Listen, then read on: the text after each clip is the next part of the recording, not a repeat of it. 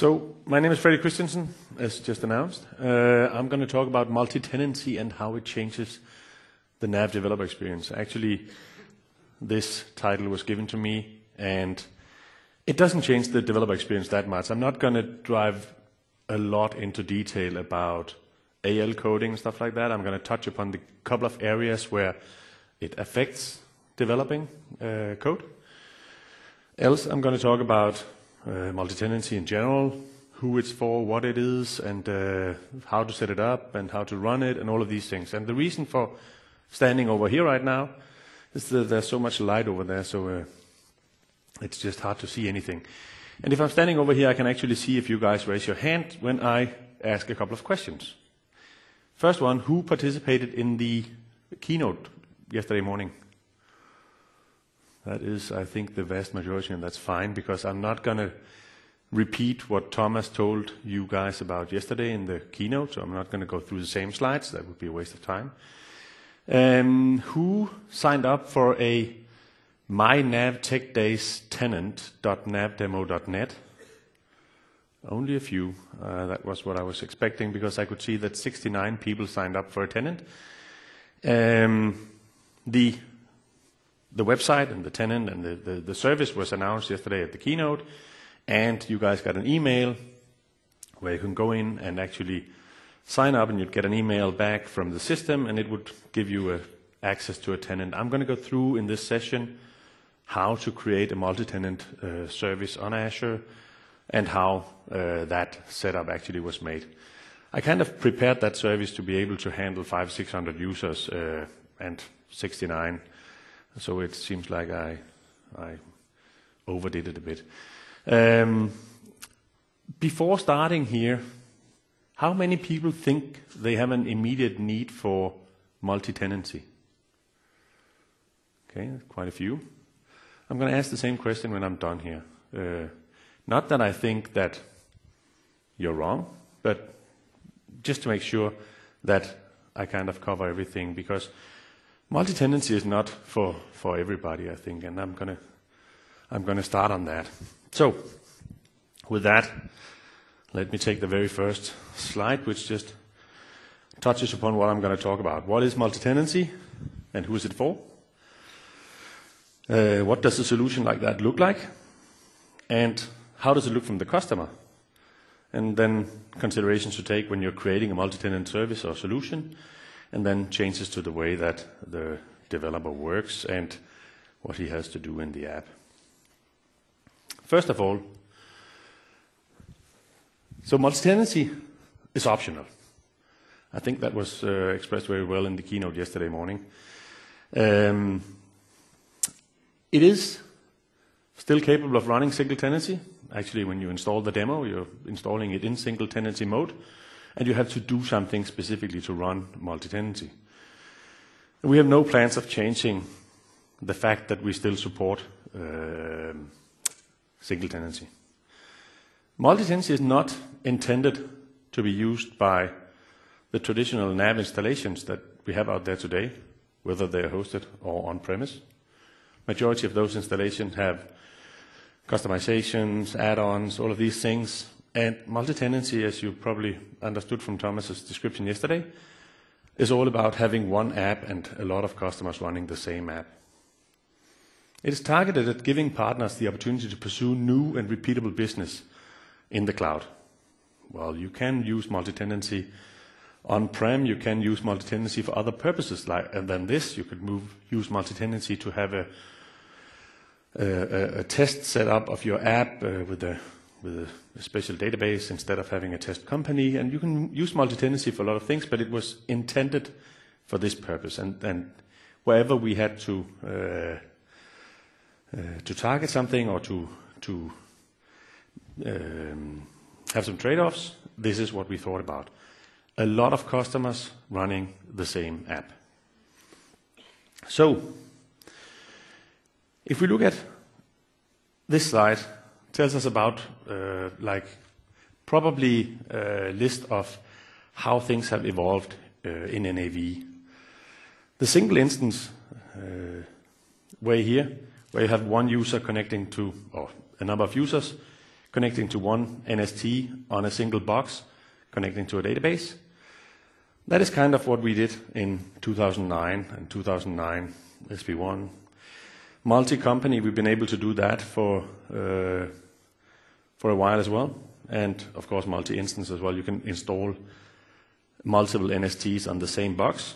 But as Thomas showed you yesterday morning, it only scales to a certain point. You can only install so many NSTs on a box. And if you have a lot of users for these NSTs, then you'll run into a situation where maybe you've installed 8 NSTs on one box, and you'll figure out that one of these customers now have more users, and you actually cannot fit these 8 NSTs on one box anymore. You have to split them up, and there are a number of issues in doing that. Multi-company is actually the one that gets closest to multi-tenancy. But multi-company is, as you know, just another set of tables in the same database.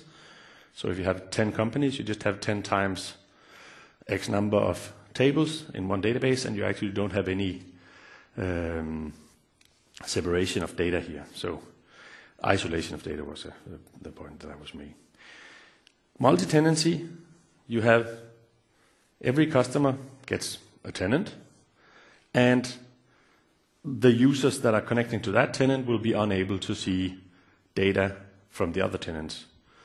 In fact, tenant data are put in separate databases, and your AL code cannot connect to a different to the database of a different tenant. So you have the isolation, and you have a way of making sure that you utilize your resources to the max if you're running multi-tenancy. We have done some tests on a number of users on multi-tenant servers, but of course these tests are a imaginative scenario, like users creating customers and orders and stuff like that, and then trying to scale out to figure out, so how many users can you actually run on one server of a certain size that runs a number of tenants. And some of the questions that we've been asked is, how many tenants can you have on one computer or on one server? And I always answer that that is the wrong question to ask. And if you ask how many users can you have on one tenant, that's also the wrong question to ask. What it's all about is how many simultaneous users can one server run, right? If you have 100 simultaneous users, you might be able to do with one server. If you have more than that, you have to scale out to multiple servers, and I'm going to show you in this session how to do that. If you're running only on one server, no, I'm not going to go there now. I'm going to take that later. The multi-instance, I think this picture shows very well that if you have a number of separate legal entities and you want those guys to run on the same app, multi-tenancy is the way to go. If you only have 5 customers, it's probably not worth the effort. If you have 10, it might be worth the effort. If you have 100, it's definitely worth the effort. If you have 1,000 or 10,000, well, it speaks for itself. So, from the technical side and from the customer side, how does a multi-tenant solution look? How many people have visited other sessions about multi-tenancy, either the workshops or I think there were other sessions as well about multi-tenancy? Okay, a couple, that's fine. These sessions have probably shown you how to deploy a single server, and on that single server create a multi-tenancy or set up multi-tenancy. And this is the picture how to do that, or not to do that, but how to see that. So you have a number of customers connecting into a port on your machine, and that port will just reply whatever or give you the answers that you're looking for, or service you as a customer, right? But a couple of issues in a setup like this So what if the server crashes and is unable to start? Well, then we have to call all our customers that are running on that box and say, well, we will be up again in a number of hours, and then set up a new computer if we don't have one that can do the same thing. What if you get more customers that you can fit on a single box? Now you've given out URLs to all of these guys, they're connecting to this server, and you figure out that, oops, some of my customers now have more users, and I need to move around on these tenants, and I need to set up another server. What about scalability? You actually probably have more customers during daytime, Monday to Friday, than during nighttime and during the weekends. Wouldn't it be nice if you had like 10,000 customers? That's a good. Wouldn't it be nice to have 10,000 customers? If you had a lot of customers, wouldn't it be nice that you could pay for only the machine power that you need in the peak hours, and then scale down to just be able to support the users that are still awake during nighttime? And what if Azure is doing scheduled maintenance? Now and then I get an email from Azure stating that between 8 p.m. and 2 p.m. Tomorrow night, your machines might be restarted, and for some period of time. And that's fine if you have set up load balancing and multiple computers and stuff like that, but if you only have one server serving your customers, you might be down for an hour or two when that mail pops up. That's Azure, of course. Absolutely not sure that if you selected other hosters that they do the same, but sometimes you have to tear down your hardware in order to do maintenance, and if you only run on one box, chances are you're going to be down for some time. So load balance multi-tenancy is a picture like this. You have two servers, and you have three customers here connecting into a port, and it's load balanced between the two servers. This means that whenever Azure does scheduled maintenance, it's only going to tear down one computer at a time, and your customers will still be able to be serviced by your serviceware.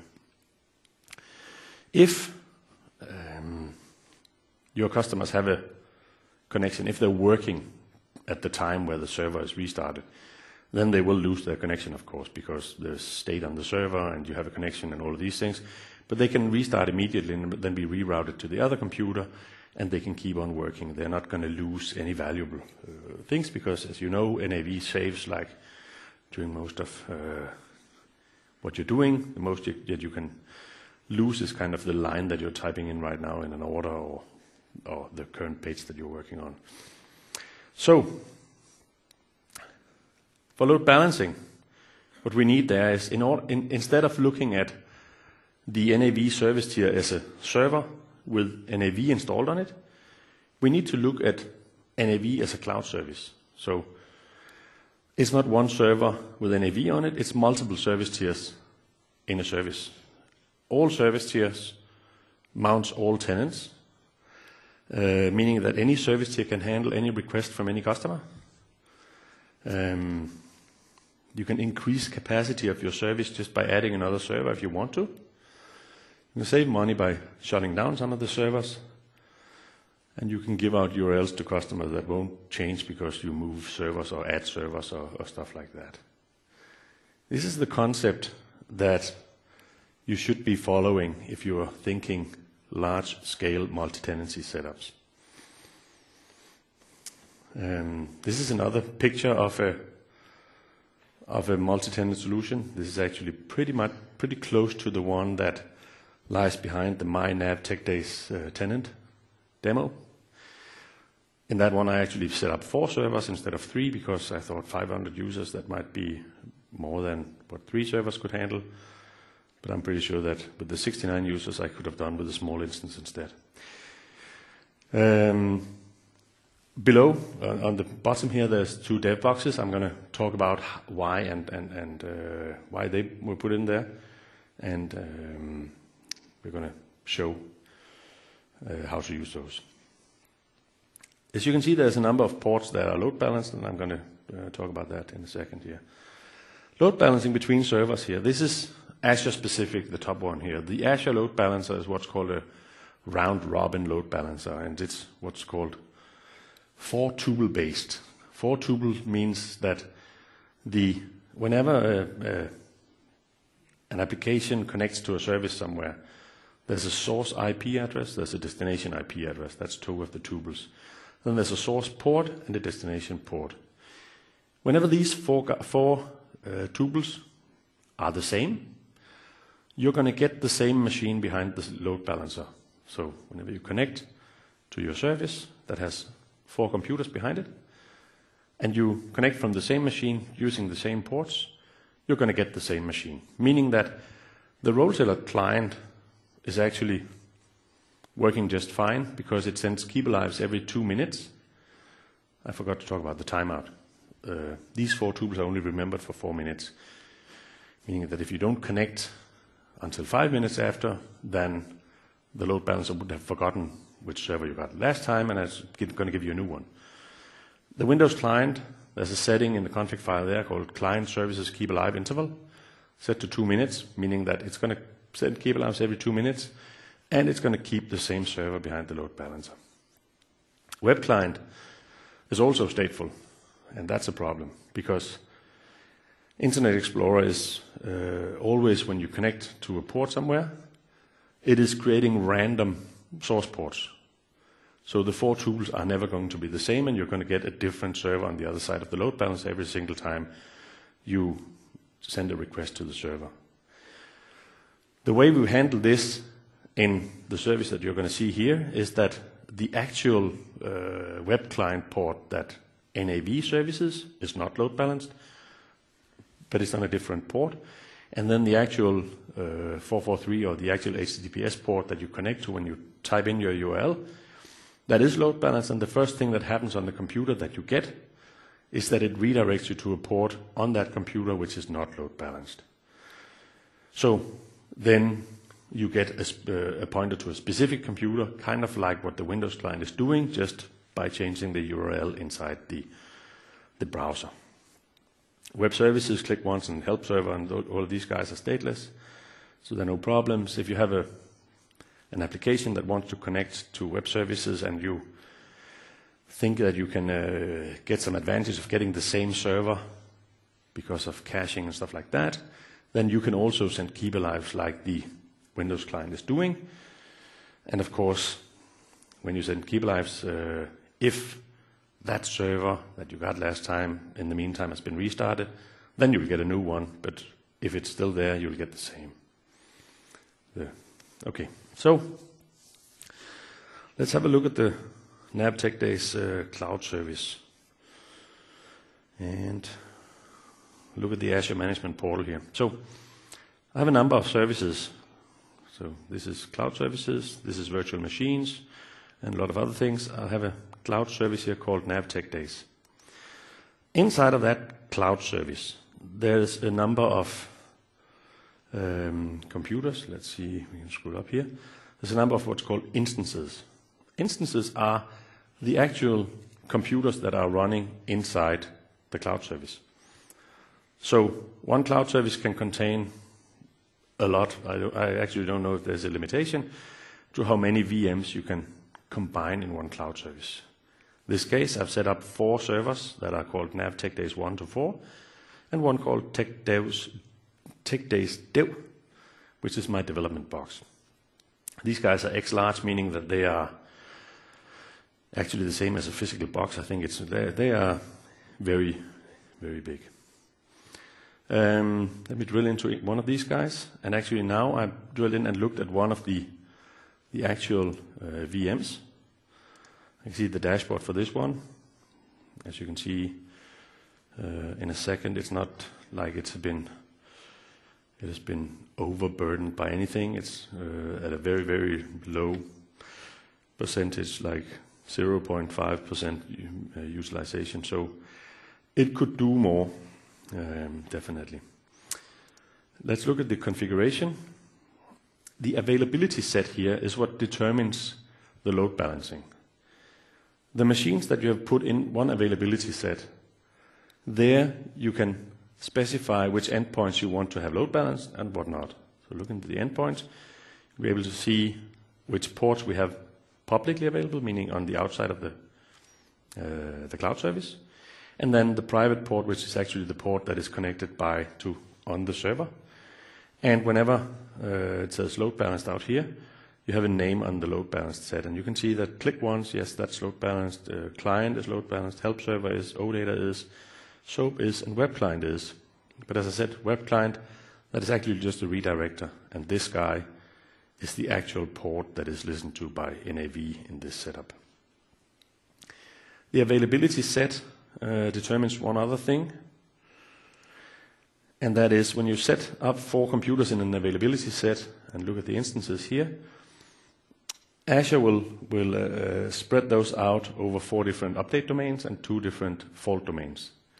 Update domains means that whenever Azure does updates to these computers, it's going to take everybody in update domain 0 first, and whenever those guys are up running again, it's going to take 1, and then 2, and then 3, meaning that at any given time with scheduled maintenance here, we'll always have 3 servers running and with the ability to actually serve our customers. The fault domain is different. That's the actual hardware. That's the actual physical container, meaning that we'll have 2 machines here in one container and 2 other computers in a different container. Meaning that if an entire container or set of hardware blows up, we'll still have 2 servers that are capable of hosting our service to our customers.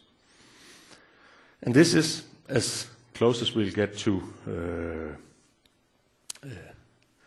high availability as we can get. If you look at this machine, the TechDays dev machine here, and look at the dashboard for that one, instances. So this one is going to tell me that the availability set for this virtual machine has only 1 running instance, which affects the service level agreement, meaning that Azure doesn't actually, if you only have 1 computer running, they cannot guarantee that this service will be up all the time, or the SLA definitely decreases, right? Yeah. I'll get back to actually how to connect to this one, and you'll be able to see all the load balance ports and stuff like that a second after. So here we are. The way that this was set up was, of course, not by manual installation. I didn't set up 4 computers and then insert the DVD and install and do a lot of manual things and create a tenants config with 750 tenants by hand. I created a number of scripts for doing this. And these scripts will be published on partner source or customer source, probably both, or on blogs, on how to do this. But it's not a secret. It's not, the script actually just automates things, and the scripts are using the existing cloud scripts that are on the DVD to perform all the things that it does. But it's just a nice way of getting these things automated. And I'm actually going to show you these scripts on the computer that is running here. So what I created was a way of defining a configuration. So this, maybe I should ask how many people actually know, and I'll go over here so that I can see the response. How many people actually know PowerShell? It's around a third, I think so. Okay. Well, as Thomas said yesterday, PowerShell is, or I normally say, I don't think Thomas said that, PowerShell is kind of batch file on steroids, I think. So it is a script where you can run commands and all these things, but it's way more powerful than batch files, because every command doesn't just have an output to the screen, it actually returns an object, and that object can actually be passed on to other scripts and stuff like that. So it's more like a programming language than it's a bat file. And you can do all kinds of things. And you can actually write .NET code more or less directly inside of, or you can use .NET objects directly in PowerShell. That's probably the better way to put it. What you see here is a property bag. We'll create a new object of a set of properties, and these guys are just variables then. So what is the location of your service?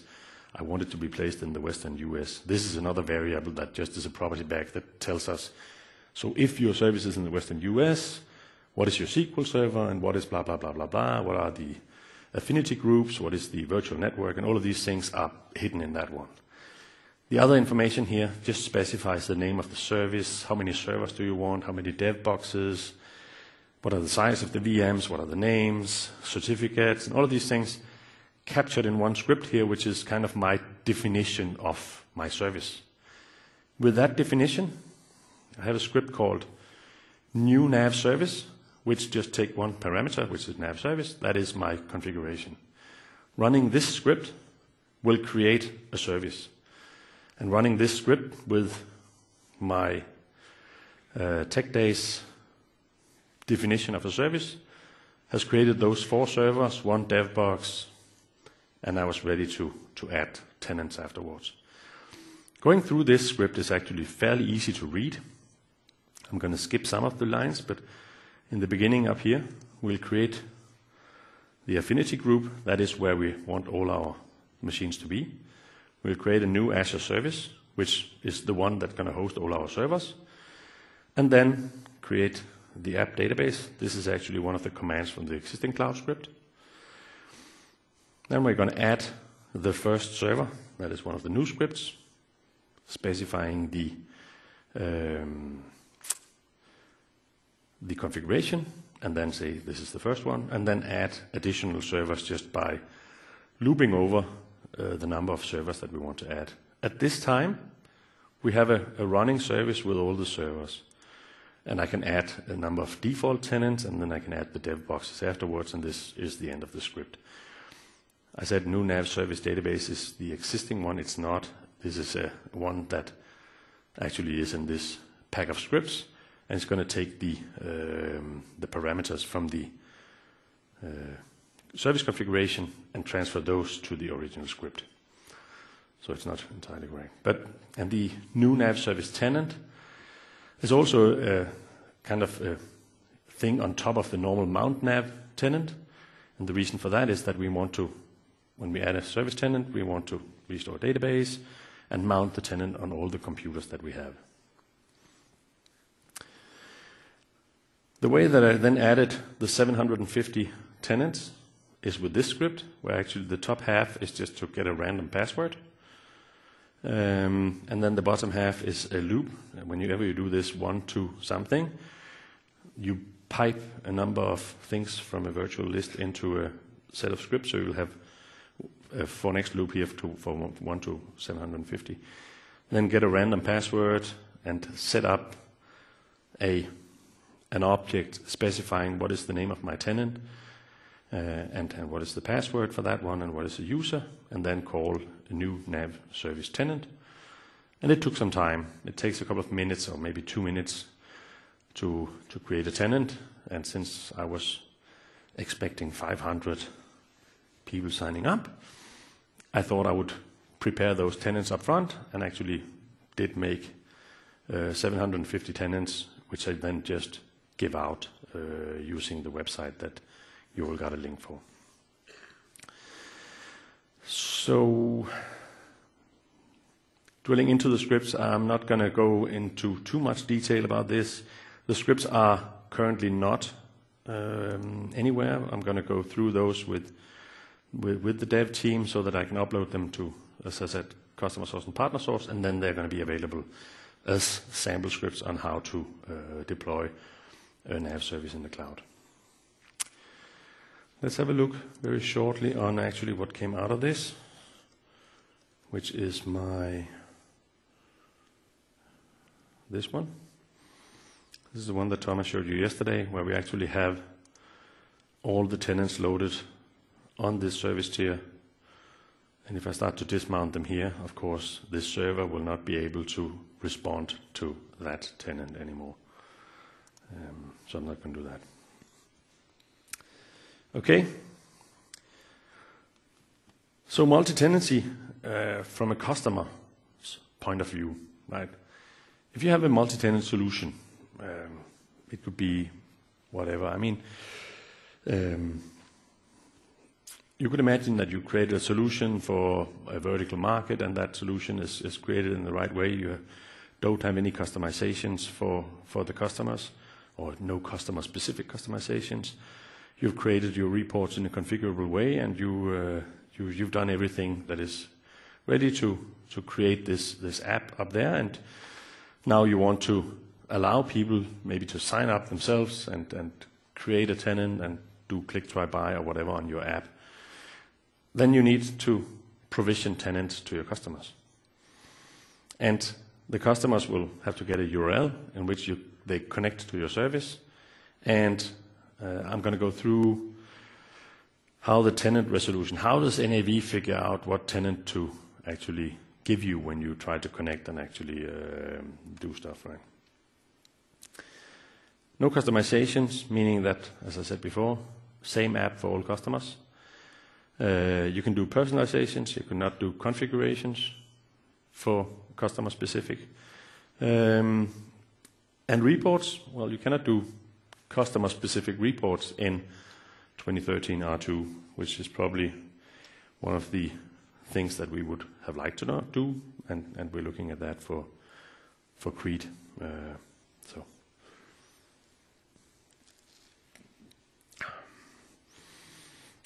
I'm also going to touch upon how customers will experience an upgrade. Like if you're using Office 365 and Office 365 is upgrading from one version to the other, how is that experienced? Almost nothing. Or you experience almost nothing. You'll see that suddenly some things changes, but you actually do not experience any downtime, and you don't experience any like, oh, now you need to go to this URL in order to go to your Office 365 tenant because we changed something. And I think that's important if you create a solution in the cloud that a lot of customers need to use. They need to get a URL which they can take and use for the duration of they use this service. Let's have a look at the site that we send out. It's on this one. This one you can enter your email. We'll do that. freddyk@microsoft.com. And press Get My Tenant. What it's going to do now is not actually do a deployment of a tenant. It's just going to look in a database to see, did this guy already get a tenant? Yes, then I'm just going to send the same email to him once again. And I already have that email here. I'm going to receive the same email in a second, where there is information about how to access my tenant via the web client, via the Windows client, via OData services, and via SOAP services. This could be your multi-tenant solution in the cloud, and the other page here could be your sign-up page, right? It's very simple. Just type in an email and you get your URL. It's probably not the way to do it. You probably want more information than just an email address in order to send out something that customers can use. But I think for the purpose of the demo, it kind of makes the point. The email you get was just created from the website as well and has 4 links. If I click Access to Web Client, it's going to take me directly to the web client, and I changed the password from the one that was in the email, so you guys cannot connect to my tenant. But I can. Now I'm in, and I have my company here, and I can of course run with the web client as I want, and use the web client as normal. And as I said, there are 750 tenants in here, and of course we have data separation, so if I change any of my data here, it's not going to affect anybody else. Another thing from the email, if I want to install the Windows client, I'm going to be redirected to the Click Once installation page. Click Install Now. I already did this, so it's just going to start the client that I already have installed. Let's say connect to that one. I can run the role-seller client towards the same service in the cloud as well.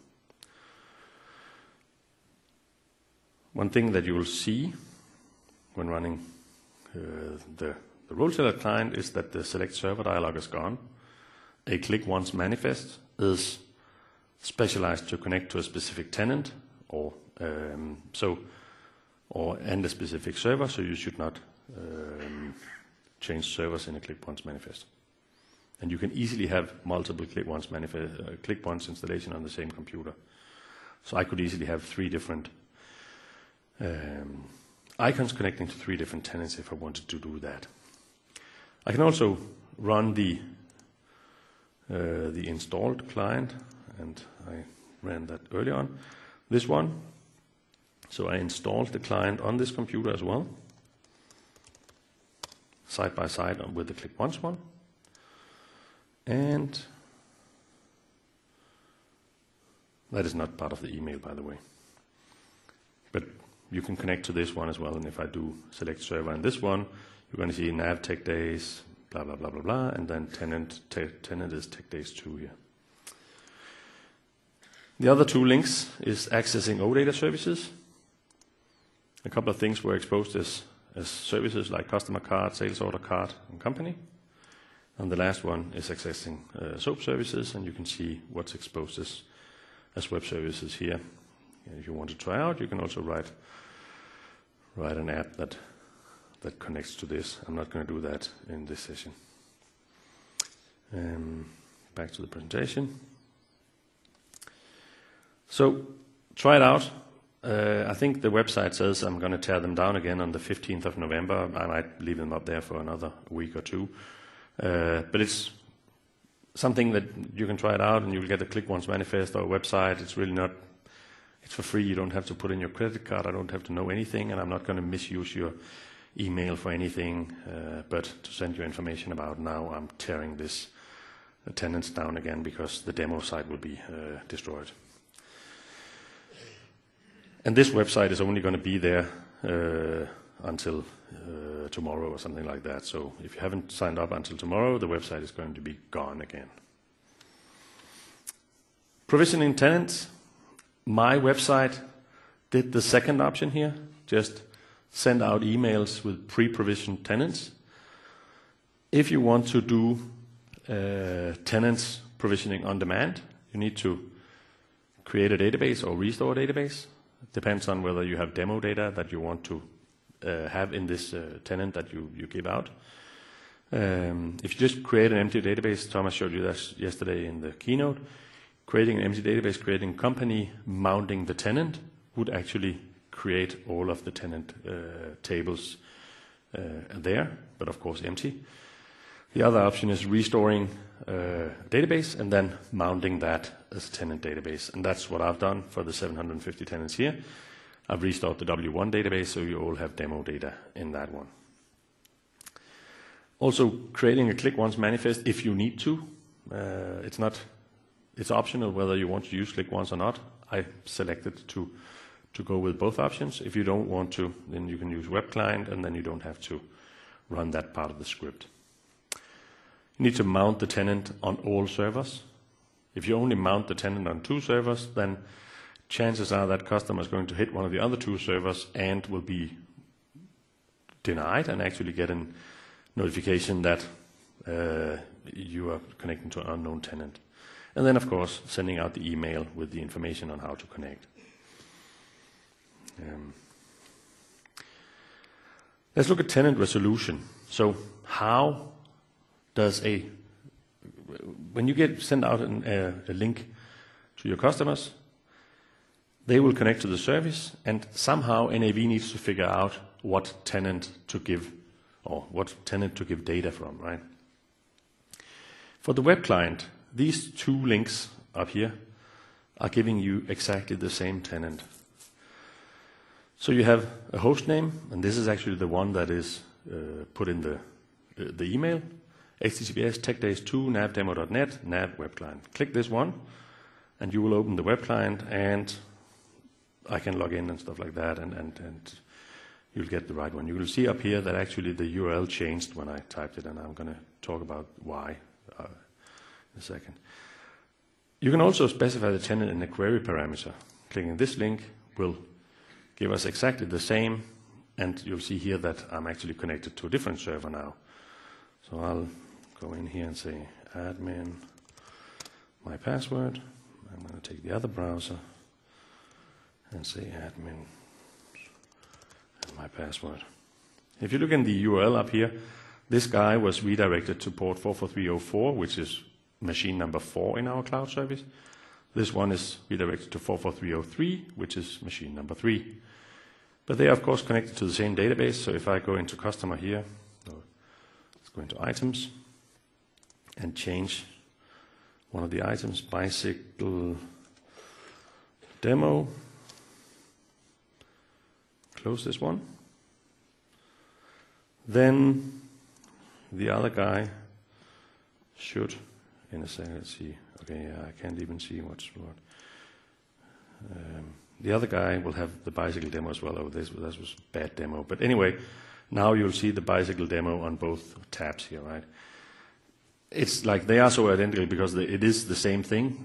You can only see in the URL that you actually got 2 different servers here. But of course, the data are updated behind the scenes.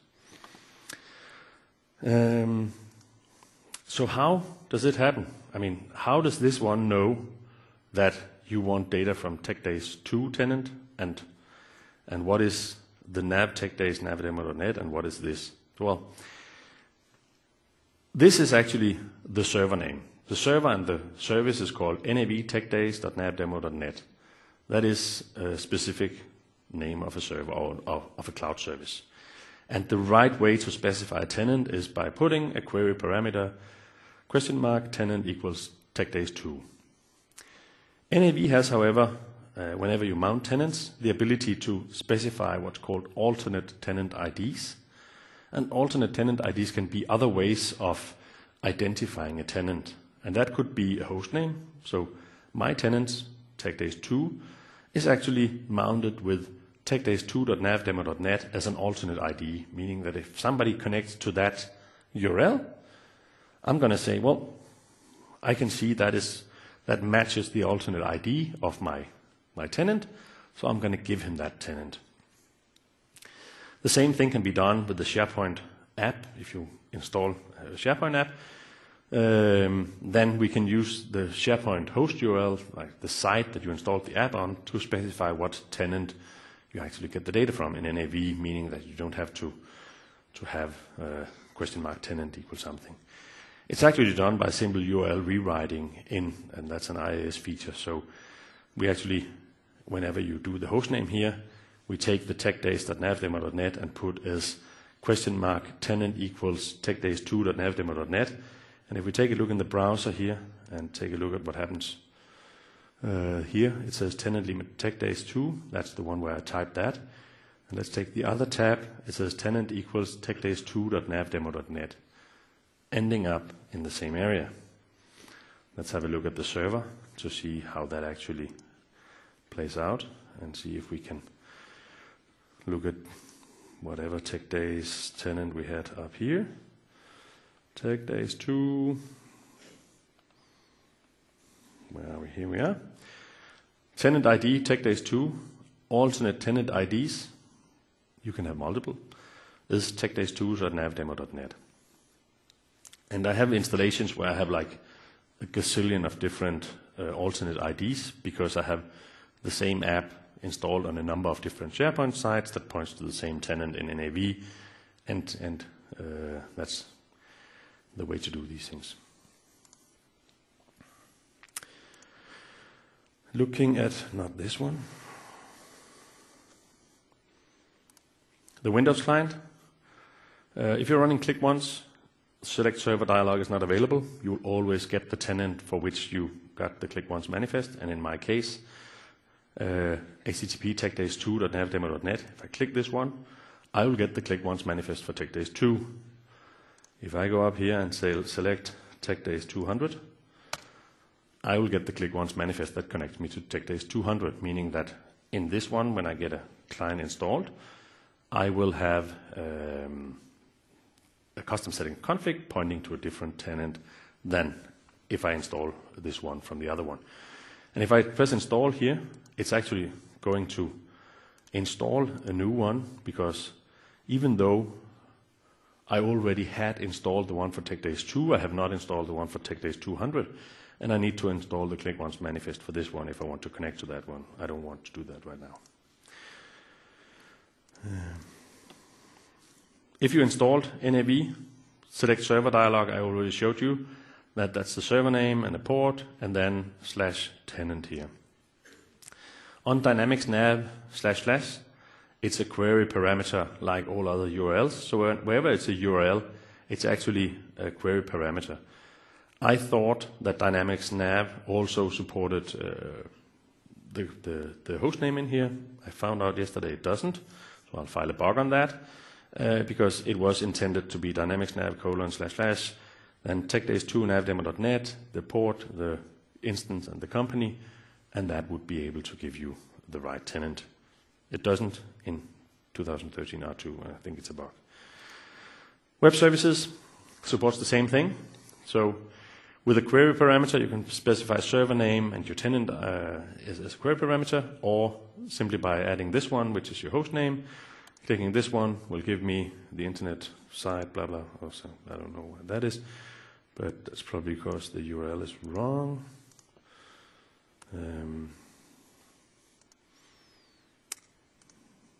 Let me take the email again, because this URL is definitely right, and you can see that is HTTPS TechDays2 and 78, and the other one, web services, is also just TechDays2, and I get just one of the servers. I cannot see here which server I got because it's just running through the load balancer, and it's seamless to me which server I got my response from.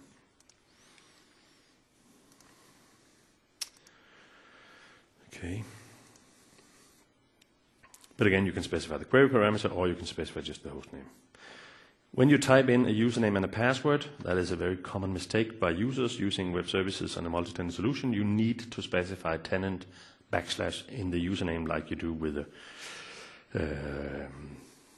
domain username in AD. Because when we do authentication, we actually cannot see what is on the query beforehand, so we need to know what tenant to authenticate you against. The user table is in the tenant database, so we're kind of out of luck if we don't get the tenant information. If you don't specify this, you will get an error. Considerations to take when creating a multi-tenant solution, like a solution that you want to host on the cloud for people to get access to by themselves. Simplification, I select that as the first line. It needs to be that simple. If people get access to a solution which is complicated and they need 6 days of training, chances are you'll never know, because they tried this out and they found it too complicated, and then they're not going to call you for 6 days of training. They're just going to go on and find another solution that can help them. Self-service.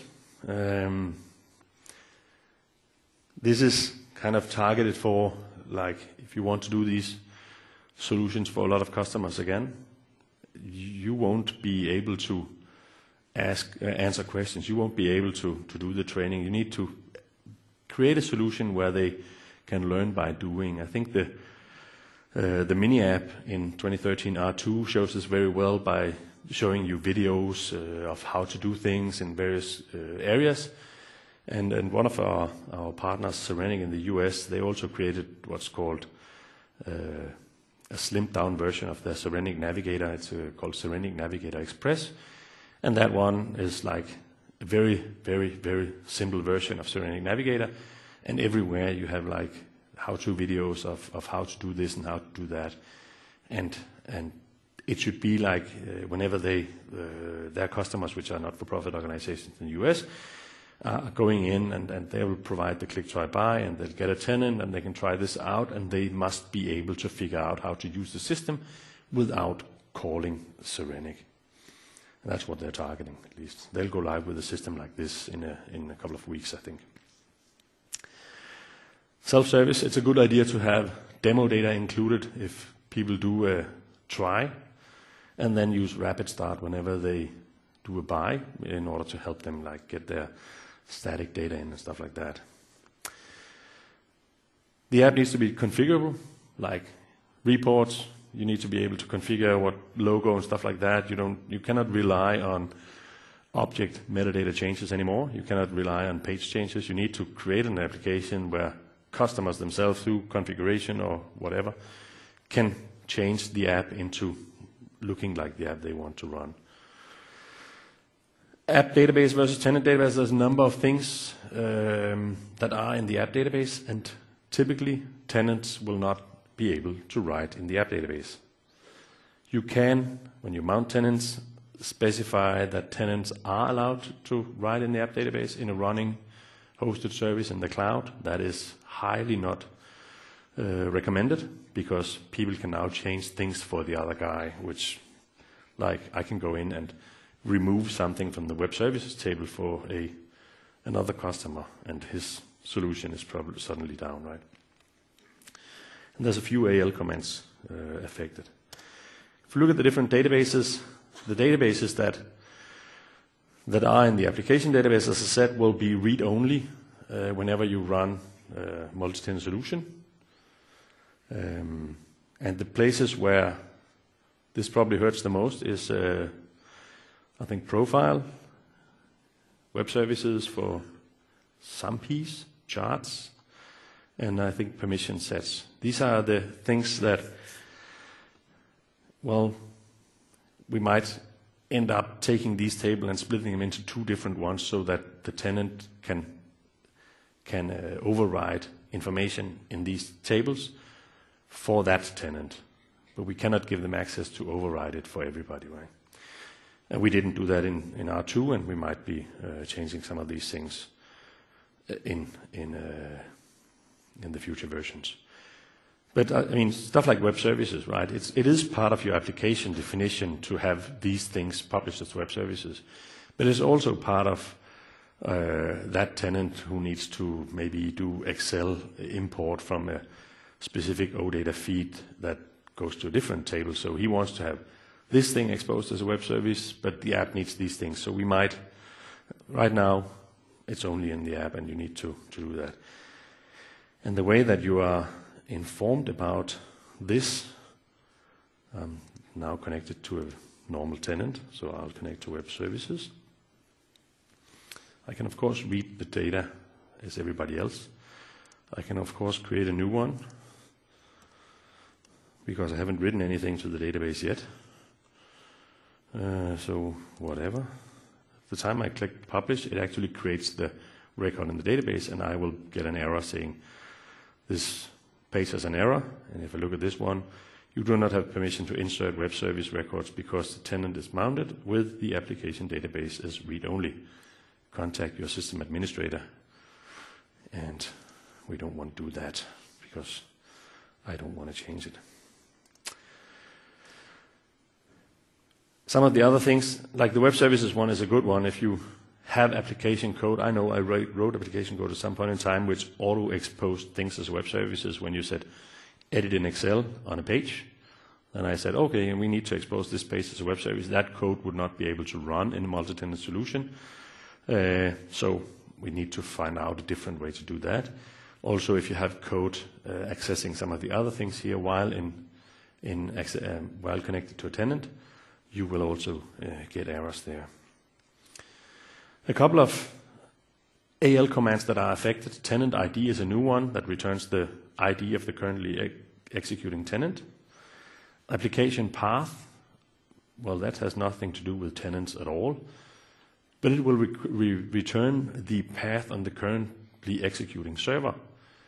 And as you knew, I mean, as long as you're running a Windows client, you will have a sticky connection to a server, but if you're running web services, you will not. So if you imagine that somewhere in your app code on a page, you create a temporary file in the application path, chances is that next time that page is going to be accessed by somebody, it can be a different tenant, it can be a different user, it can be a different server. Do not use the file system on the server for anything. If you do that, there's time to refactor that if you want to run a multi-tenant solution. Get URL is a new command.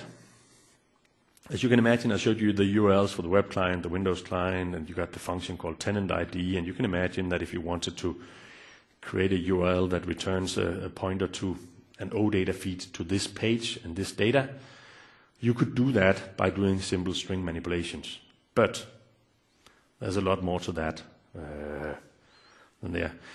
If we look at getURL, it is a function where you specify what client type do you want to get the URL for, what is the company name, what object type, what object ID, and what is the record, and then I'll get a URL that matches this tenant. I cannot specify the tenant ID here. It's always going to give me the tenant that I'm connected to, because it doesn't make sense to give me a pointer to a different tenant.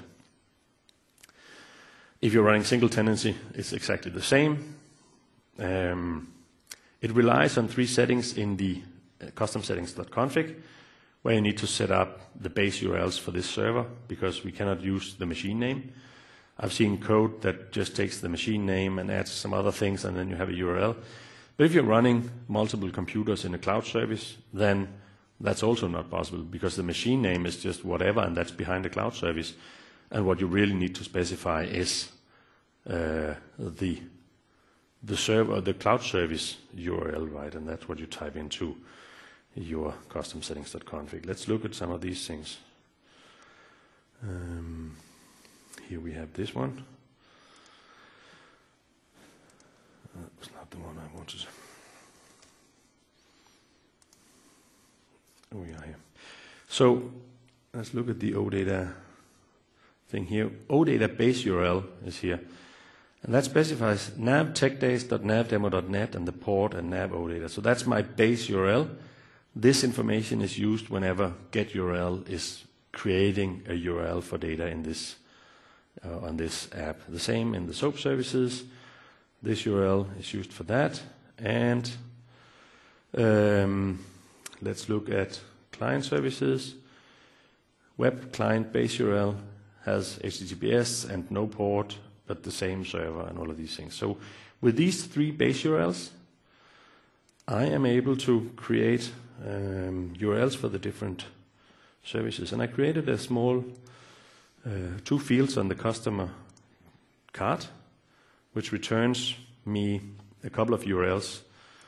So I'll open the customer card here for the Canon group in my tenant, and I'll have a client URL here. And if I hover over that one, or take this one and copy that, I'll close this one, paste it, I'll see that in the beginning of that, it gives me techdays2.navdemo.net. That's actually my alternate tenant ID. That's nice, because it's not what were in the base URL. So it replaced my server name with my host name, which is what I wanted to do. And then nav web client, my company, page, and the bookmark for the customer. So it gives me out the best possible URL that accesses the data that I want to. On the OData feed, the same thing. It actually utilizes the fact that it knows that I have alternate tenant resolution set on with hostname based. So it says techdays2 navdemo.net, and then company something, customer card, and then give me a specific customer. Pressing OK to this one will actually give me the OData feed to this specific customer. I'll show you the code behind those 2 in a second. They're just one-liners. Let's try to connect to a different tenant. And what I want to is I want to try to connect to HTTPS, nav, techdays, and connect to tenant techdays4. The reason for that is that techdays4 does not have an alternate or a host name. So it only has this one. So if I go to customers in this one, and say this customer, then you'll see that this one actually, let's just take this one, is different. It gave me the server name here, the port, the company, the customer card, and then question mark tenant equals techdays4. So you don't have to worry, you don't have to create URLs. You can replace the code wherever you have done stuff like creating URLs in your code with the call to get URL. It supports 4 different clients: web, Windows, OData, and SOAP. And then there are 2 special ones called current and default. Default is specified in the config file, which is the default client type on your computer, so if you want to return that. Always, if users are typically using the web client, you can say client type default. If users are using the Windows, you set the default to that. The client type current is, of course, the current running client. So if you are using the web client to do reports and you want to drill into the web client, you use current, and then web client will return a web client URL, and Windows client will return a Windows client URL. Yeah, let's have a look. We already did that. Let's just have a very short look at the code behind this. F9, and on after get current record, there should be 2 lines. The OData URL is get URL client type OData company name object type page 21 and my current record, and that is what gives me the URL for OData, and client URL is the same, just with client type web. Okay. Oops. Back to this one. So changes to the way the developer works. Well, not a lot. I've showed you 3 things that changed in the AL language. Get URL is actually not only for multi-tenancy. It's just a better way of creating URLs instead of the way that we used to do it. And it's, of course, changed in the app where it was used before to create URLs.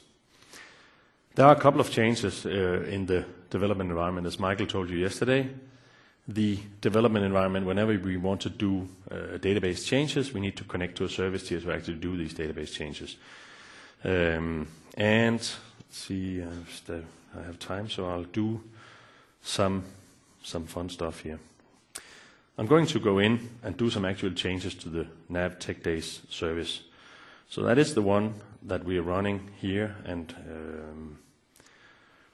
I'm running on a tenant. I just showed you that I couldn't change anything here, but I'm going to now go in while I'm running this one and create a field and add that field to a page and see that it pops up here. And the place where I'm going to do the modification, as I talked about earlier, I have this in my cloud service, NAVTechDays. I created what's called a dev box in one of the instances. And the reason for that is that my SQL server is only available from inside my virtual network on the cloud. I cannot connect to the SQL server from this machine. And I couldn't, and if I could, it would be very slow because doing object modification over the WAN is not very efficient. So I just created a small box inside the cloud service here, which is, if I look at that, does not have any endpoints. It doesn't participate in any of the load balancing, anything like that. It just has a remote desktop endpoint, and I can connect to that, and that is my dev box.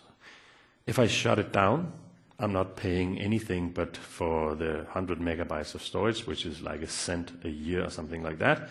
So it's like virtually free for me to have a dev box inside my cloud service. And it's very, very convenient because when I do that, my TechDays dev machine here, I have my role-teller client, I have my development environment, PowerShell, all of these things, and I have a service tier running on this one as well. So I don't connect to one of the 4 load balance service tiers. I actually do everything on this box. And I have set up a special tenant for me, which is a system tenant. So if I start the role-teller client here, it's going to connect to my system tenant. So I'm not actually modifying any of my customers' data if I were to do any tests. I'm just looking at my default tenant, which is none of the other ones. As you saw, I was running Windows authentication. Well, this service tier on the dev box is set up for Windows authentication. And the service tier actually does not have all the other tenants. So all the 750 tenants are not loaded on this service tier. Why should they? This is just a dev box. Meaning that it's business as usual if I want to do development, but of course knowing the impact of what I do, right? So let's have a look at some of these things. I haven't tried this too many times before, but let's just see if I actually can design the customer page and add a field in this one. So let's go down and add a field called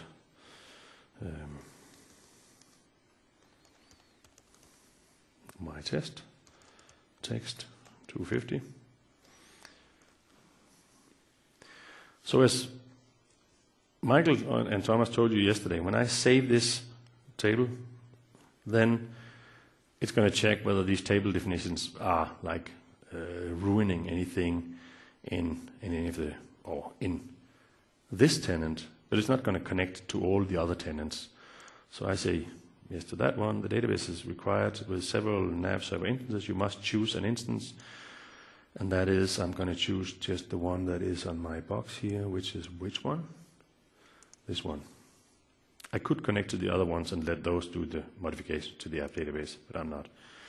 Select that one, and now it has saved my table definition. The other tenants right now does not know about this field.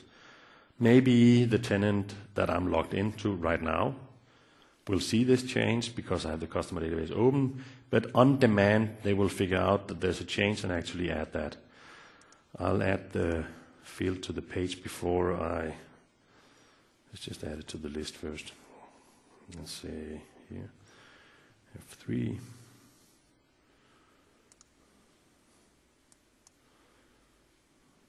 Here we are. Yep, and save that one. So now I created a field and added that to the customer list. If I run this client, go to customers, it should pick it up immediately, of course, because I used this service here to actually do the inserts of the field and stuff like that. If I close this one and connect to, now I'm one of my customers, and I click the customers, then this one should be updated as well. As you can see, there's a field now called my test. So I can modify, even though there's 750 tenants and there might be maybe 50 of those guys using this system right now, I can still add fields, and the tenant databases will be updated on demand. If I go into my SQL Management Studio and try to look at the databases for all the inactive tenants will not be updated yet. It's only the ones where a user actually is connected and doing stuff. Let's do a couple of more modifications and then in the end tear down my tenant. I'll do something that I'm not allowed to do and then show you what happens. And then I cannot connect to my tenant anymore before I fix that problem. So I'm also going to show you what you should not do. So I did this. I created creating a field and adding it somewhere is more or less harmless, right?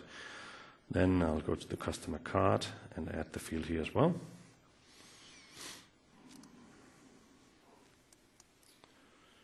Here we are. Save. Back to my customer here. Maybe it's already there. Yes, my test. And now I'll type data in here. So one of my tenants actually modified this and added data in this one. That's nice. I found out that there was a field and that's very convenient for me. But now the problem is if I want to delete this field again from my development experience, then there's a tenant here which is not able to delete the field unless I specifically tell the tenant that it can do destructive field or table changes, right? Going to my dev machine and cleaning up after my test. I was not supposed to do this on a running environment. My manager just told me that you screwed up, Freddy. So I need to clean up my mess before anybody figures out. But as you know, one of the customers already entered data in this field. And even though I was very fast, I'll say delete line, save. And now I think everything is fine. That's good. I'm good. I'm not going to get fired now because this tenant, I click customers. Oh, one or more invalid column. Well, that's fine. It's just because of the object metadata cache, it's gone. Like I cleaned up, I can go into the page and the field is gone here as well, and I think everything is good. The problem is that one of the tenants actually already used the field, and that's this guy, right? A server error has occurred and the content cannot be displayed. Refresh the page, that's fine. And I am dead in the water. The reason for this is that all 4 servers are mounting the tenants with, and that is the obvious choice, do not delete or do not do data destructive changes to the tenant schema. What I just did was I removed a field that had data, meaning that this tenant is now out of lock. So tenant 2 is now dead. I should be able to connect to the other tenants still, because those tenants did not have, like say, NAVTechDays 4 tenant.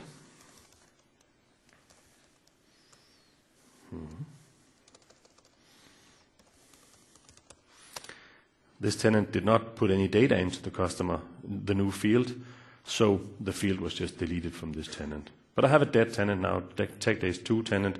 I need to go in and actually do a mount nav tenant on one of the servers.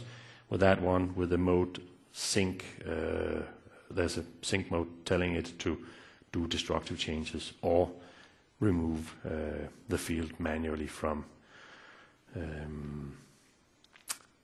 with SQL Management Studio and mount the tenant again. Actually, that's not going to work. I need to do the mount nav tenant with the right mode. Okay, so now I just destroyed my demo tenant. Whenever you want to, you have a cloud service with a number of customers on, and you want to upgrade that service from a version 1 to a version 2, how do you do that? I mean, if you have 10,000 customers, chances are you don't want to do this, where you take all customers and upgrade into the next version. It kind of depends on how big that change is, right? Again, if we're looking at Office 365, they upgrade all customers at the same time. Depends on, is it just bug fixes and stuff like that, or did you actually put in a lot of new functionality, which you might want to test out with a few customers before getting everybody up on the new version. If you want to take the entire NAV cloud service and actually get that to a new version, you need to inform the customers. You will tear down the cloud service, do full backup, perform the upgrade, restart the cloud service, and it's a lengthy process. The other one would be if you just want to upgrade a single tenant and then have the version 1 and the version 2 running at the same time. So you have 9,999 customers on version 1, and you'll move one to the new version, right? You'll create the new version of this one, talk to the specific customer that you want to run as a beta on the version 2, dismount him over here and take a backup of the database, and then mount him on version 2. Mounting him on that version will run all the scripts that Thomas showed you yesterday and do upgrades and stuff like that.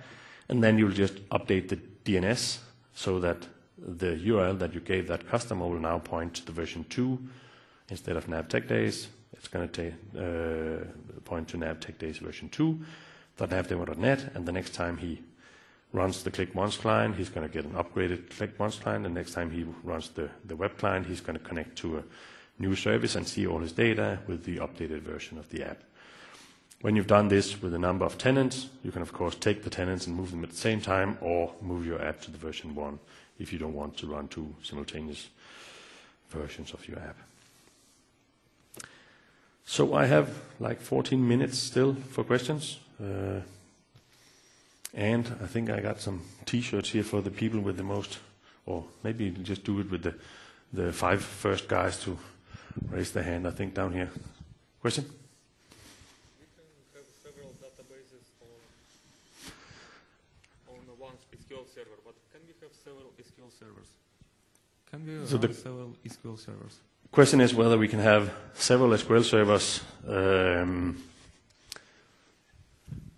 Yes, you can. The app database can be in one, and the tenant databases can be in different locations, of course, or different SQL servers. So there is a database name in the tenants config file.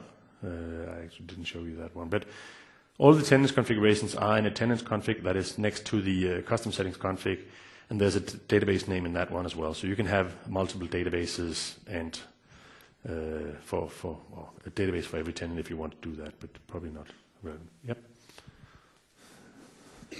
It's about the security. When, if you know the tenant ID or if you know the host name, when you arrived at the page, you just asked for the user ID and password. Yep. So if you, that's all that's between you and access to another tenant's data? That is correct. If you have a username and a password to another tenant's data, then you have access to that, yes. But that is the same. If you have my username and password, you have access to my email, right? Yeah, true. But usually if you're accessing a customer's site, there's some firewall or some control of getting into their data center, as it were. That is correct. If you're running an on-prem installation, that you will have firewalls and stuff like that. In the world where you are going towards if you're running a hosted service, you wouldn't have that. So, okay. Yeah. You'll get that one. Oh, sorry. I think there's a question up here.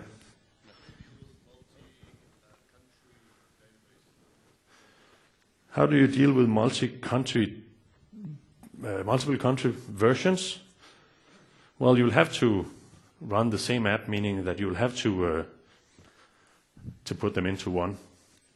So it's going to be on the same virtual or on the same... You'll have to combine them, or you'll have to run multiple apps, meaning multiple services. Right? So if you cannot combine the things, the country modifications, and then use configuration to run the right one for the right users, then you'll have to run 2 different services for those 2 countries. Okay. For example, you have a company which handles thousands of items with lot numbers, so tracking specification. And so all the departments are creating entries in the reservation entry. So in 2009, you will get blocks on this table. How will be the situation with multi-tenancy system? So that so every tenant will have their own reservation table. So for every tenant, you will have the same situation you had in 2009 for an installation. So you would have you can easily have 100 tenants doing this at the same time if they use their own tenant. But of course, if you have 100 users in one tenant doing that, you will run into logs exactly as in 2009. We did a lot of things in 2013 to avoid logs, and those will just benefit both in single tenant and multi-tenant environments. So one solution can be that the departments will be split on separate tenants. So the question is whether a solution could be that departments are separate and tenants. So that's one of the things that when I stated in the beginning what multi-tenancy was intended for, it can be used for that, but it was not intended for that, meaning that you'll get clear separation of the databases, meaning that you probably, if you have different departments running on that, you probably want to actually replicate data between those guys, but because you cannot have some tables shared between the tenants. They are totally separated. So you'll probably have more problems running multi-tenancy if you use that for multiple departments, then you'll get benefits from that. Sorry for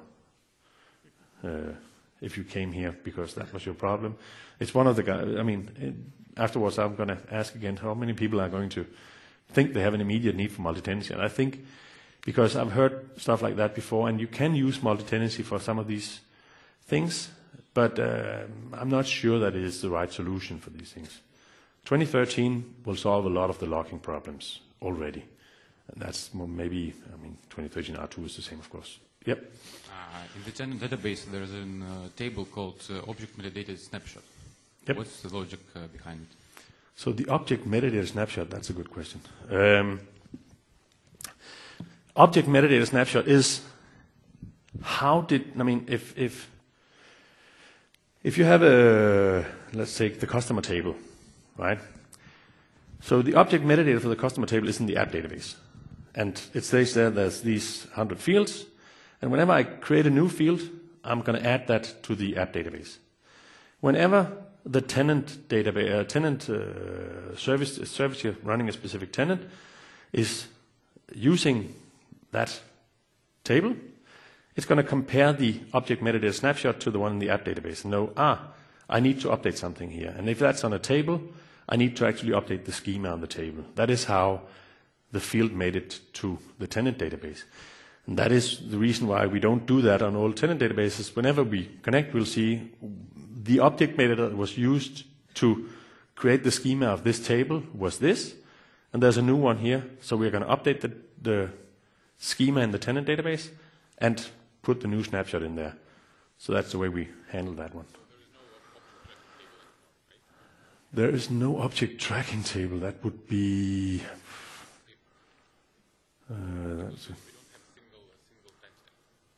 that is, well, I guess you're right on that. I guess the comparison is just between the tenant databases and the... But I'm thinking what happens with the single tenancy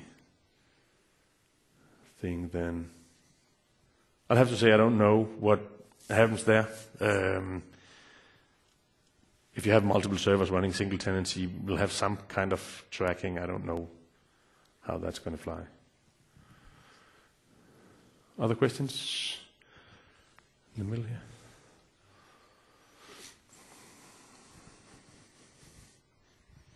I have a question about the license model. How is this done in multi-tenancy? So I'm not a license expert. Probably, I could try to babble a lot of stuff off here, and I'd probably be wrong in most of the things. If you have licensing questions, I think I'll just ask you guys to send me an email, freddyk@microsoft.com, and I'll forward that to the people who can answer you rightfully and truthfully instead of me trying to say what I know and what not. Sorry for that.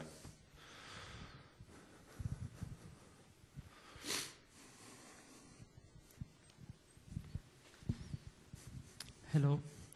In NAV 2013, we can debug only one session in one instance. So how is it going to be in multi-tenancy? What do you mean about one session in one instance? So we can debug only one session in per instance, one NAV instance. Oh, debugging. Yeah.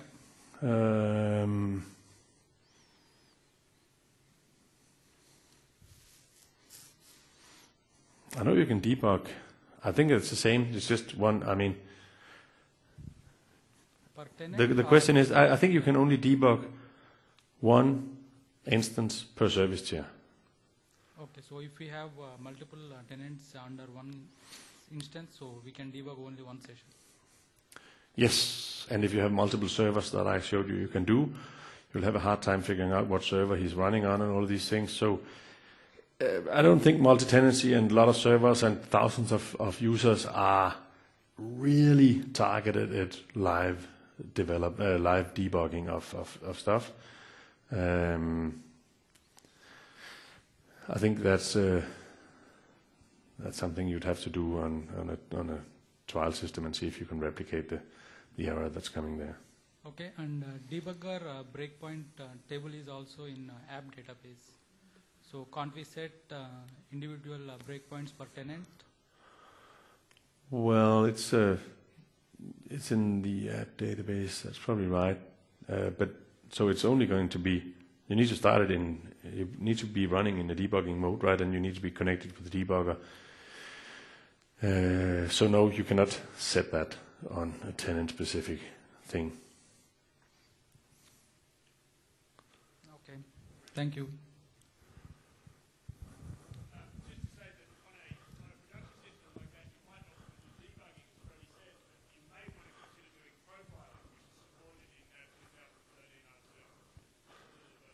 So as David said, you probably won't do debugging, but you might do profiling, which is supported. And then you can try to find your bug there and fix it, doing tracing. Thanks, David. Is there another question up there behind you? Yeah, there is.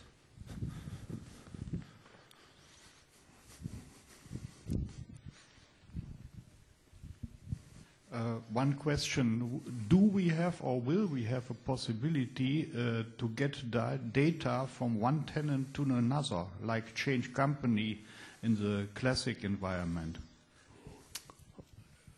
Well, you can write some SQL scripts that does it, but it's not like we don't have any AL code or anything that can do that. You won't be able to do that without using other means of that. So, I would probably ask why do you want to do that? For example, I got a company who just drives 2 tenants. You have a company who runs 2 tenants. Again, that's one of the situations where this was not intended for that purpose. It might be able to use it for that purpose, but you'll have to go over and about to make that work. And the question is that the right approach, or would it be better to find a different approach to use than multi-tenancy? I think we have one more question here, or there's a couple more here. I don't know what time it is. Yeah.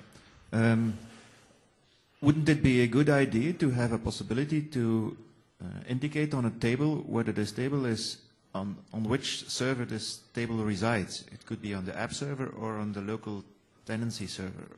For example, currencies or countries or any master data, it would be easy if a new country occurs, and as a service to our customers, we could add just this one country. And so I think they thought about, we had that option for multiple companies, right? Whether this is in the company tables or, I don't know why they selected not to do that, but I think it was a deliberate decision not to do that. Whether that's something we'll add later, I don't know. But for now, it's clear separation. And then what the app database is a definition of the application with not with master data, but with everything that is application specific. And the tenant database, everything is data specific. So there's very, very clear separation. If we start to put some data into the app database, we start to get we might get into problems for, again, if we look at what is the primary purpose of multi-tenancy.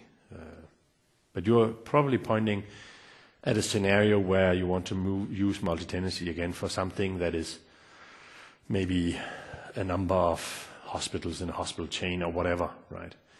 And it was not intended for that purpose. So I think there was a question right here.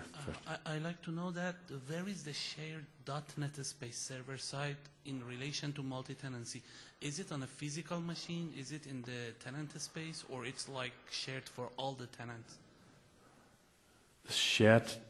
For example, if we define a variable server side and it's a shared variable, we had an idea to use some .NET variables like the single instance code unit. Like you fill them and you can access them all over the software after that point. And the value don't change, it will be shared. Now what happens to those? I don't know. I would be inclined to say that they would be tenant specific, but I don't know. Take that question, send it to me in an email. I'll ask the right people and you'll get a response on that one. Sure. Sorry about that, I think down here. Yep. Is there a simple solution for a tenant who wants to come out of the multi-tenancy scenario? So they've been running on the multi-tenant, but they decide they want to have their own on-premise or... Take it back out of your database and then go on-prem. The second part of that being that you've got the app database which has the objects on, or are of they course actually copied onto not, the tenant database? so you'll have to have a backup of the app and the tenant Sure. database, of course. If you cannot, as a customer, what you own, if you're running towards a multi-tenant solution, you own your data. And you can always, I mean, legal-wise, you can always get a copy of your data. You cannot get a copy of the app because that's owned by the partner. But if the partner supports that you will go on-prem with that app and that data, he can do that for you. But you cannot, I mean, you can't get a copy of the app if you haven't purchased it, because if you're running towards a cloud service, you'll probably have a different licensing model than if you purchased the app, right? So you'll have to do something about that. But you'll always be able to get a copy of your tenant data, and then you'll have to figure out whether you can get the app. I mean, if you're running towards W1, which you're probably not, then you can just get that from NAV, but else you'll have to figure out how. One more question, Arndt? Freddy, you showed the high availability on the Azure machines for the NAV service tier. How about SQL part and a high availability? Is that fully available? So I deliberately skipped the SQL part, because if you go in a browser, your favorite search machine, and write SQL high availability, Windows, Azure, infrastructure services, then you will find all the information you need in order to do that for SQL Server. But then you'll find information about SQL Azure.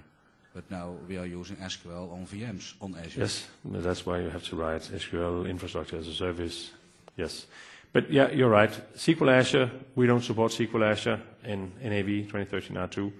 We support only SQL on infrastructure as a service. And there is information out there to set that up as HADR, high availability disaster recovery, and all of these things as well. Okay, thanks. Okay, one last question from me.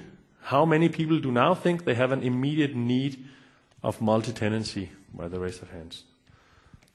That's way fewer than before, and I think you guys know what you're talking about now, and I think that you're right on that. And feel free to contact me on my email if I can help you figure out some of the darker areas of this still, and you have some questions more that you pop into your mind after this session.